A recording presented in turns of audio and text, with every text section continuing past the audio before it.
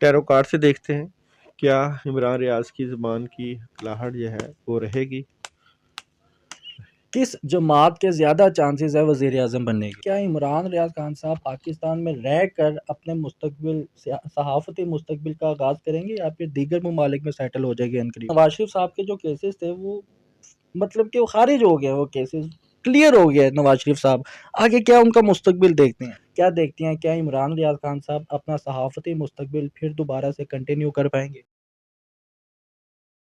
अस्सलामुअलैकुम। पीसफुल पाकिस्तान के साथ मैं हूं फहाद हसन। मेरे साथ इस वक्त मशहूर और मारूफ palmist psychic reader tarot card reader Dawood साहब मौजूद है। नाज़रीन, सियासी गर्मा गर्मी अब देखते हैं साइफर के केस पे। अडियाला जेल में खान साहब बंद है। नवाज शरीफ साहब के केसेस जो उनसे है वो माफ हुए जा रहे हैं और दीगर जमातों के साथ नवाज शरीफ साहब के राब्ते दिन ब दिन बढ़ते नजर आ रहे हैं। जरदारी साहब छुप कर क्या चाल चल रही है, क्या करने वाले हैं, अभी तक कुछ भी मंजर आम पर नहीं आ रहा। इस्तेकाम पाकिस्तान जमात की कारकर्दगी आपके सामने है। हर बंदा यही कश्मकश में है कि आखिर होने क्या वाला है। क्या 8 फरवरी 2024 में दी गई तारीख के मुताबिक ही इलेक्शन होंगे, नहीं होंगे? दाऊद जी के पास जानते हैं, दाऊद जी के पास चलते हैं और जानते हैं कि आखिर ये क्या मामला है। अस्सलाम वालेकुम जी। वालेकुम अस्सलाम। सर, कैसे हैं आप? अल्हम्दुलिल्लाह। जनाब, ये बताइएगा, सियासी गर्मा गर्मी, खान साहब अभी तक लटके हुए हैं अडयाला जेल में। नवाज शरीफ साहब के राब्ते दिन ब दिन बढ़ते जा रहे हैं दीगर जमातों के साथ और उनके केसेस भी माफ होते चले जा रहे हैं। जरदारी साहब का पता नहीं चल रहा कि वो क्या चाल चलने वाले हैं और क्या देखते हैं सियासी गर्मा गर्मी। बहुत शुक्रिया।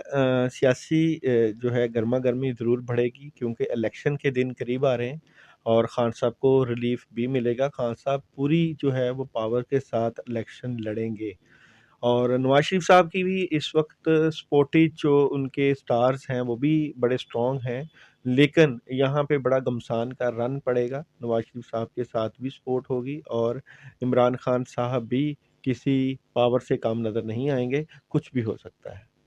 बेहतर हो गया। ये बताइएगा दाऊद साहब, नवाज शरीफ साहब के जो केसेस थे वो मतलब कि वो खारिज हो गए, वो केसेस क्लियर हो गया है। नवाज शरीफ साहब आगे क्या उनका मुस्तकबिल देखते हैं? देखिए वो तो एक डील का हिस्सा था। नवाज शरीफ साहब के लिए शहबाज शरीफ साहब ने एक बहुत प्लानिंग के साथ एक ऐसा स्टेटस तैयार किया हुआ था जो कि निगरान हुकूमत ने ये करना था। निगरान हुकूमत के ज़िम्मे एक ज़िम्मेदारी थी कि अगर आपको ये हुकूमत सौंपी जाती है तो आप जो है नवाज शरीफ साहब के सारे केसेस क्लियर करवाएंगे, इलेक्शन का इनेकाद करवाएंगे और इस तरीके से करवाएंगे कि जब हम कहें या जब हमारा जो मामला हो सेटलमेंट का तो फिर आप इलेक्शन का इनकाद करवाएंगे।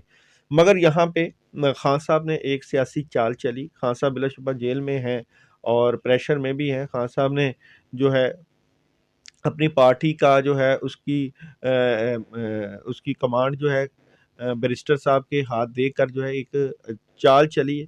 अब ये देखें ये चाल जो है वो कितनी कामयाब होती है। डॉक्टर साहब, ये बताइएगा कि जरदारी साहब वाहिद ऐसी पर्सनैलिटी है जिन्होंने 5 साल मुकम्मल किए हैं हुकूमत में और उसके बावजूद अब उनकी कोई ऐसी सियासी गर्मा गर्मी नज़र नहीं आ रही। क्या एक्टिविटीज़ है उनकी? जरदारी साहब की क्या एनर्जी देखते हैं? नहीं, नहीं, ज़रदारी साहब की एनर्जी को आप डाउन ना समझें।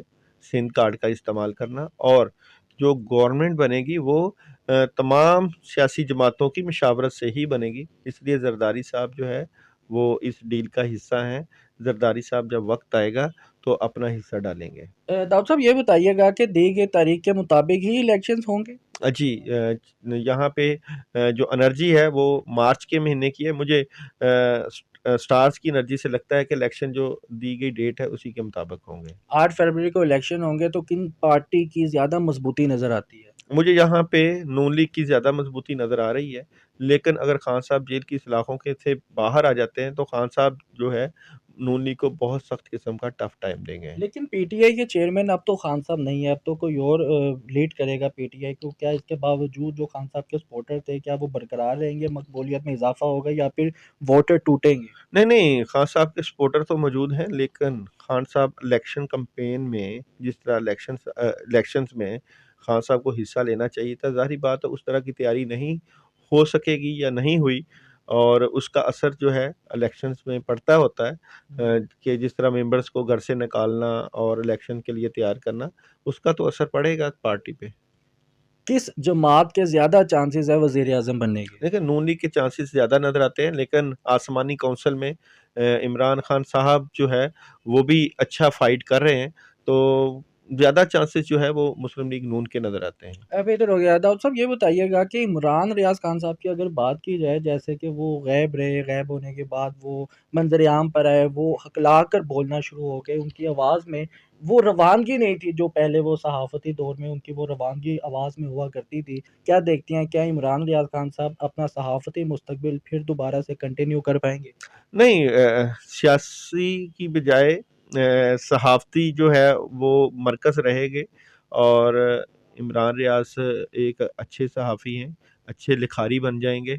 और ये बात तो हमने तभी कर दी थी कि इनके साथ इस तरह का मामला रहेगा। मैं समझता हूँ कि कुछ अर्सा बाद शायद ये अपना दोबारा करियर का आगाज़ करेंगे।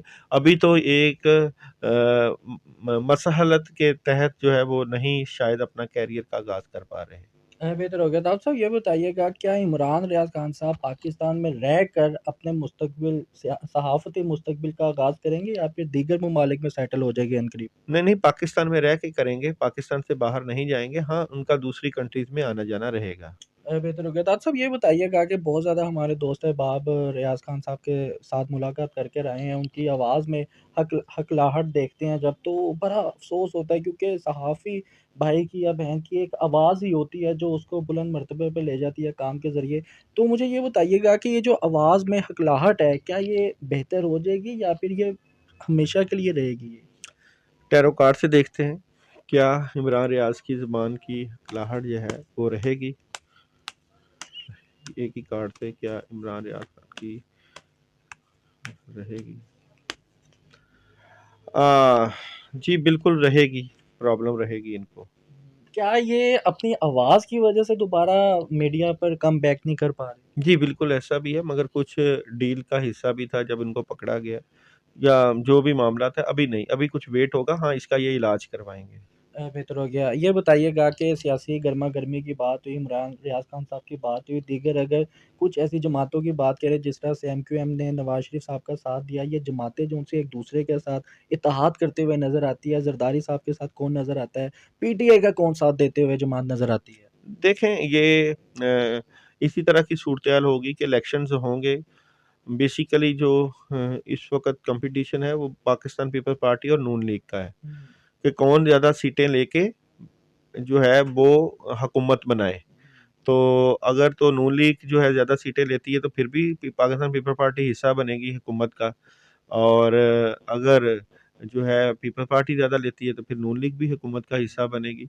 बेसिकली इस वक़्त एनर्जी जो थी पीपल्स पार्टी की वो इमरान खान साहब की तरफ ज़्यादा थी, मगर खान साहब क्योंकि जेल की सलाखों के पीछे, इसलिए वो तुर्क का पत्ता नहीं खेल सके।